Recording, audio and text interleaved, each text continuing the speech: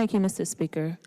According to the CDC, it says 1 out of every 20 children with measles gets pneumonia, the most common cause of death from measles in young children. And just to reference what Delegate from the 68th said, the 6-year-old girl from Texas, she died from complications from measles, specifically pneumonia. She had been ill with measles for several weeks. Her condition worsened, which led to her being hospitalized, which led to her lungs filling up with fluid and her getting pneumonia. Her heart rate and blood pressure dropped, and despite medical intervention to this preventable disease, she unfortunately passed away. We have to realize that vaccine laws serve a critical framework that helps to guide public health and individual rights, and it is accomplished through robust legislation. West Virginia has robust legislation that is enforced by public health agencies, which is why we currently stand as the highest nation with highest vaccine rates because of our robust legislation. Vaccines laws are to ensure population immunity, which most are at 95%. It protects public health, and it helps to prevent the spread of infectious disease. What it does is it establishes a boundary, a balance between individual rights and community health. It is not a violation of individual rights, but more of a priority of public health. Vaccine laws were designed to protect the most vulnerable, and these are people that cannot fight for themselves for various reasons.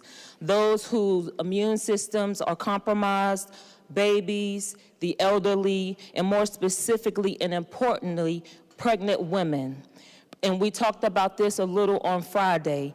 Pregnant women who come in contact with certain diseases, it can cause damage and deformities to their baby, and in the latter stages, it can be very lethal. And this is why we must take a stance to ensure that we keep these vaccine laws in place to protect not only our children, to protect those who are medically immunocompromised, and to protect our elderly, and to protect our women who we want to continue to produce a thriving population, particularly in West Virginia. Vaccine laws also are a part of preventative health, which West Virginia is striving to improve every day.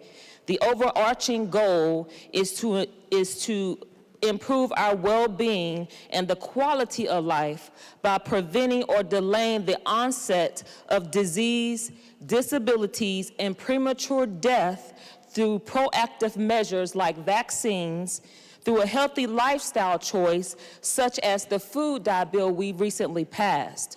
What's interesting is that we followed after Europe in the food dye bill to ensure a healthier lifestyle, but in Europe they have more stringent laws concerning vaccines because they're put a priority more on public health than they do individual rights, because they want their families and their children to be more healthy.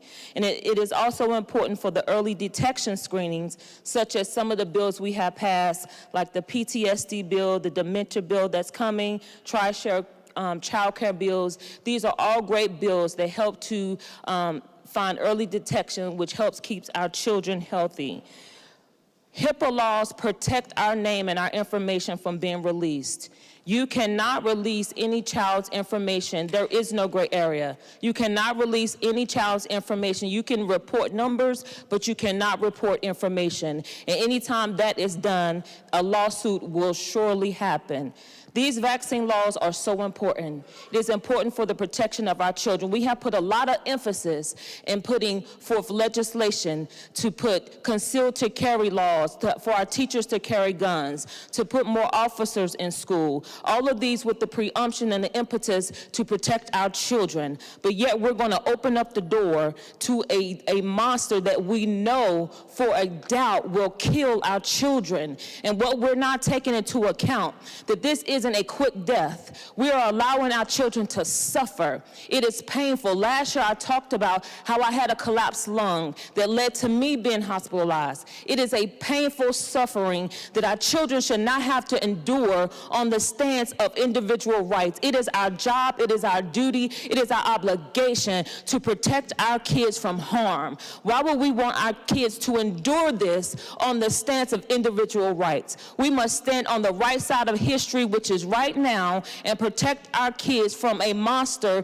from a mass shooter that will take our children out. It's not a matter of if, it is a matter of when, and we're seeing this happen in all the states around us. It is wiping our kids out. They are losing instruction time. It is affecting our teachers. It is affecting our community, and it is only a matter of time before it will affect you. Do the right thing today and vote no. We do not want to touch our vaccine laws in any way, and let West Virginia continue to be the guiding light in keeping our children safe with the highest order of vaccination laws. Thank you, Mr. Speaker. Delegate from the 67th, Delegate Coop.